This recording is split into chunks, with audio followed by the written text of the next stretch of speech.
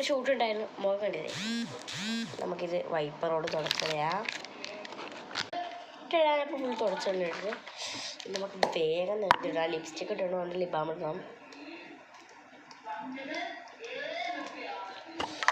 ഇപ്പോൾ തന്നെ ഒരു സുഖമുണ്ട്. എന്ന് വെച്ചാൽ വീഡിയോ എടുക്കുമ്പോൾ വെച്ച് കഴിഞ്ഞാൽ ഞാൻ മാത്രമേ ഉള്ളൂ വീഡിയോയിൽ ഫോട്ടോയൊക്കെ പോസ്റ്റ് ചെയ്യുന്നത്.